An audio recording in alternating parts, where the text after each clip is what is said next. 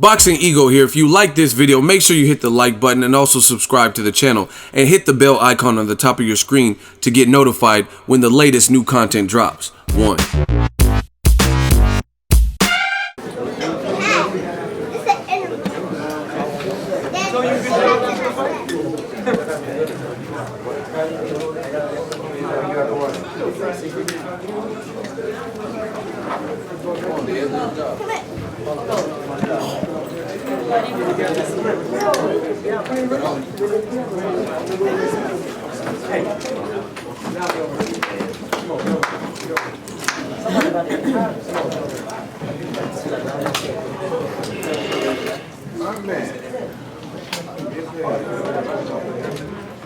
Damn, they gonna have any food?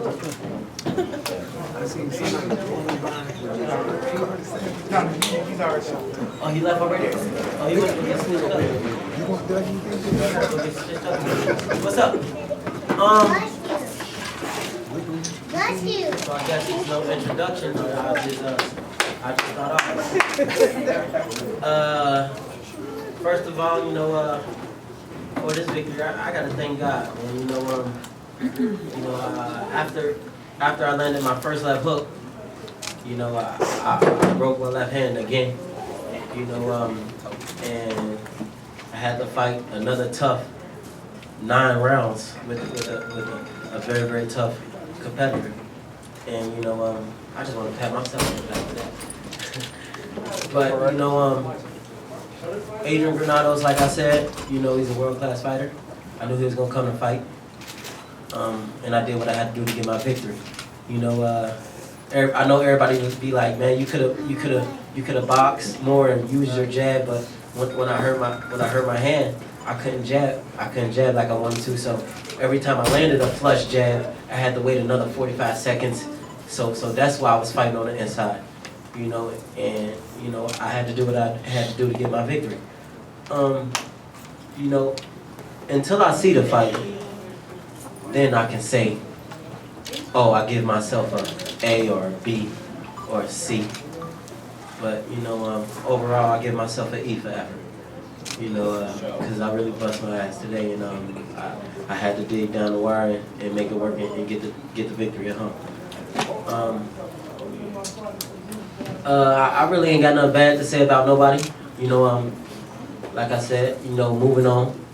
I just want to be more positive and be a better father. And see smiles on my kids and my nieces and nephews' faces. And before this fight, my son said, "Can you just promise us a win tonight?" My job is done. And I just want to thank everybody for coming. And we got more to come in 2017. Now, any questions? I'm here to take questions. Hey, B, congratulations, man. Do you feel you ever hurt him in the fight? And do you feel if it would have went 12 rounds, you would have got him out? I hurt him for sure. I hurt him plenty of times. But I'm gonna be honest, he hurt me one time. And I'm very good at keeping it as a disguise. Just like a lot of people ain't know that I hurt my hand in the first round. But I did what I had to do, and he stayed tough, and I stuck to my game plan. I had to make my adjustments, and it was a hell of a fight. So you comfortable at 147 though? Most definitely. I know I hurt him. I was hurting him. I can hear him ooh in the eye when I hit him with body shots on the inside. That's what he said about you. And I'm not gonna lie, he hit me with some good shots, and but this boxing, I'm not somebody that's gonna say, oh, he didn't hit me, or I didn't get hit with a good shot, because the motherfucker can fight, and I knew that. I knew that coming in the door, and I knew I had to be on top of my game, or I will be another Amir Ahman. And I'm not throwing no shade at Amir Ahman, but it is what it is. But when it comes to Adrien Broner, I just see myself, in the spot that I'm in right now. I just feel like Fetty Wap, because I don't see eye to eye with nobody.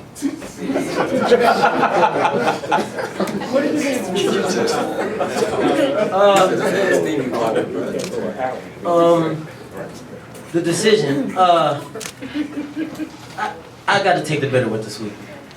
You know, I've seen worse. You know, I've seen worse. You know, like I said, until I go home and critique the fight myself and see it for myself, you know, all I can say is thanks to the man upstairs that I got this victory, and I'm done fishing right now. We're gonna come back to the lake later, cause right now, this is how I look at the fight. I said, Coach Mike, let's go fishing. I got a big fishing rod. You know, I put the bait on the hook. I threw it and I caught his ass. Now that's another fish in the bucket. Let's move on to the next one. Adrian, does promoting multiple events at the same time being a fighter affect the way you play? Most definitely not. You know, it actually helps me because, you know, I have to. It makes me want to be more excited. It makes me want to put on better shows, and that only brings a better outcome for me. You know, the man that been by my side the whole time, Andrew Williams. You know, I don't know what he keep putting in his hair report to make it look like this, but it never changes. And over the years, it just get better. But you know, About Billions will be one of the top promotions in the sport of boxing. And you know, a lot of people they like to be negative. Right now, I'm trying to put all the negative to the outside and just the most positive energy in my circle as possible. That's why I stay with guys like Coach Mike. You know, when I'm at my lowest moments, when I was at my lowest moments, you know, taking my first loss, then my second loss, everybody's like, well, he should switch trainers. It's the trainer. It's not the fucking trainer. I got a hell of a trainer. It's not the trainer. Because at the end of the day, your trainer can tell you this, he helps, your trainer helps. But after that bell ring, man, you're lonely. It's you. And I understand that. And this man been with me through my whole career. And I just want to say thanks to Coach Mike, too. The next question is for Mike, actually. As a trainer, you assess Adrian's performance? I thought it was a tough fight. We knew it was a tough fight. That's why we brought in the sparring partner and we did pressure. Every round is pressure.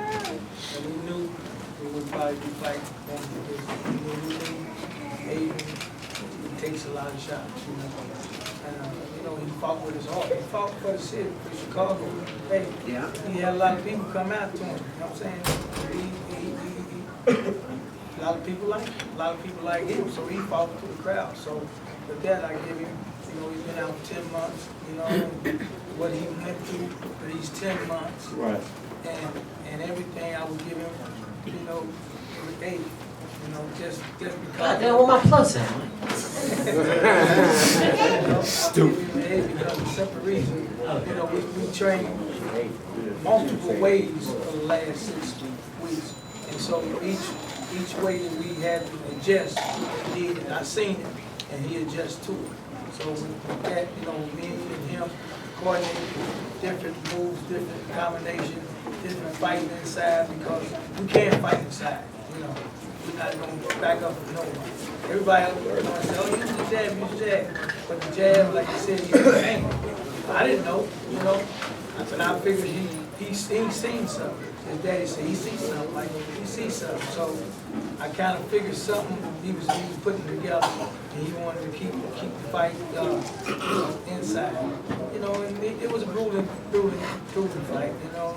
But you know, he got hurt for his one punch early, but then he adjusted like that punch there was just as good as McDonald's punch, you know.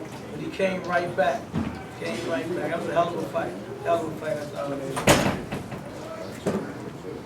Who do you want back there?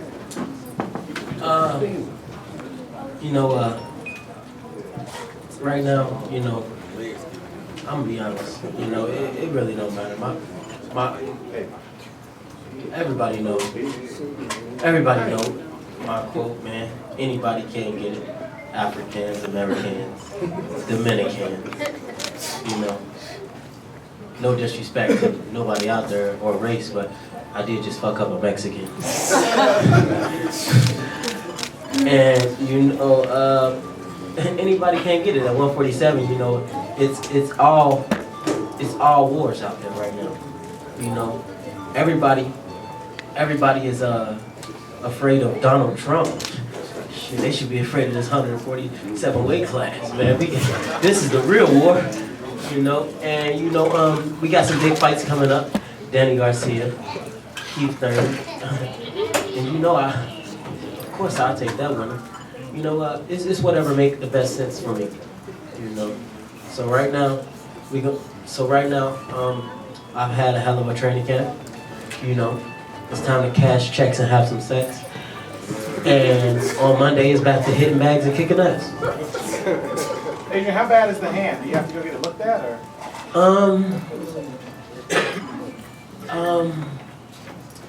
How bad is the hand? You ever seen Scream? A strong hand. That's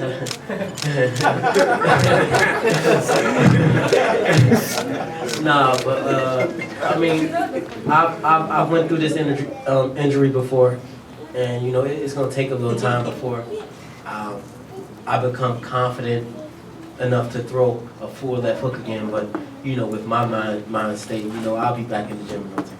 You said anybody can get it. You got a lot of friends at 147 too. I just fought my friend. You're right.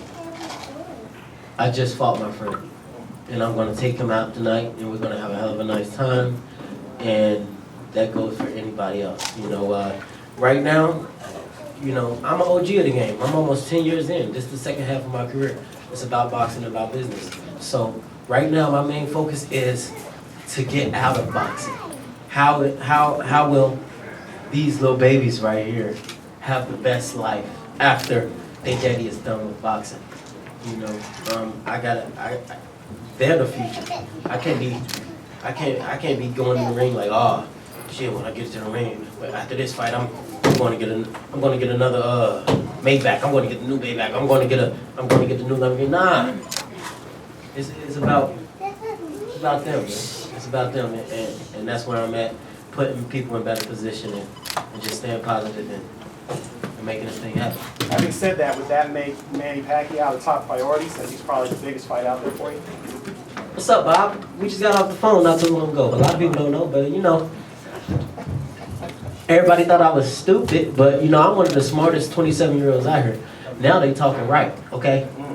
That's why I left them. Now they talking right. You see what I'm saying? You know what I'm saying? So they had to come back and stumble on their words, you know? So, like I told them, as long as the numbers right, we're gonna have a hell of a fight. You're talking about, you know, eventually getting out of the game and about like kids. How motivating was it? You saw Bunny for like 9,000 last week. You know, you got like a nice home base in Ohio. You know, doing that in an area where you've never been a whole time. It's great, man. You know, Robert Easter Jr., what can I say? When, you know, you got, no disrespect to no promotional company out there, but you really got, promotional companies who get these guys when they already made it. They get these guys when they already made a statement in boxing. You know, I took Bunny from nothing, from a Facebook message, but I knew him from the amateurs. You know, he looked up to me from Silver Gloves, and I brought him with me, and to see him every fight, just progressing, and we in every camp together, every camp, and I'm just teaching him, and he just learning from me, and I'm just paving the way for him, and then he's a world champion, and then after last week, he sell out Toledo, and he's an icon. You know, it's a surreal moment for me, and sky is the limit for Adrien Broner and About Billions Promotions, and like, I think we're going to be the biggest promotional company out here. Guys, we're going to do 2 more questions. Nikhil from One TV. From where? One TV. One? TV. Okay. Was the jab the key to your victory tonight? I really couldn't throw my jab, baby, but I'm sorry, Ari. I didn't mean to call it baby. But I really couldn't capitalize off my jab after I hurt my hand. You know, so my main goal was to stay close and to keep sneaking as many body shots as I can, because he was using a lot of energy. He was using a lot of energy, and I was just catching, holding. I would hold him and I would catch him with body shots. Boom, boom, solid shots. You know, that a lot of people ain't see. And then we was working on a lot of inside game just in case this happened. So I started working on the inside because I couldn't use my jab. You know, so then when my hand stopped hurting, I'll throw the jab and the land. Boom, the land flush and it hurt again. Wow. So I got to tie up. Same thing, you know. And then, you know, I'm gonna let a secret out. You know, before I came over here, I was talking to Floyd. And he called me, and he was like, cause he didn't come today. You know, his plane had a complication, you know, and it would have been bad if he were in the air, you know. So God bless that. He stayed where he at. But you know, and he was just like, AB, you know, this guy, he wants to get his shots off, so get yours off and wrap up. And then he was like, we was just talking, you know, we was talking about a game plan, and then he was like, you know what, man? Well, he say to everybody, he say he don't watch fighters, but I know he watch me, just like I watch him. And he was like, you know what, man? You got a hell of an uppercut. You need to use that motherfucker more. And today, you know, he just put something in mind, and fighting today, you know, it worked. So, you know, I want to thank them too. All right, thank you. Adrian, you mentioned wanting to take your career more seriously and setting an example. Can you point to any specific habits or things that you feel need to change? I've changed a lot, personally, and you know, spiritually. You know, just every way. You know, it's a you know. God blessed me when I was so young. I've done a lot in the sport at a young age. I was able to do so much in this sport, and I was blessed with a substantial amount of money at a young age. So, you know, I was just out here just like one of them in a big candy store and everything free. You know, so, you know, when Floyd told me this a long time ago, when we had some of our personal talks, he was like, you're gonna fuck up a lot. You're young. And I was like, what you talking about? I'm thinking I'm doing everything right, because, you know, I'm young and I can do whatever. He's like, man, hey, B, just listen. You're gonna fuck up a lot, but when you got the talent like you got, when you blessed like you and me, we gonna get it back. But it's about what you do with it when you get it back. And, you know, after a while, you know, after these humbling situations I've just been in, and then, you know, having the worst year of my career these last 10 months, you know, it was like, it's just time for a change. You know, I'm sorry, it's time for Daddy. But hey!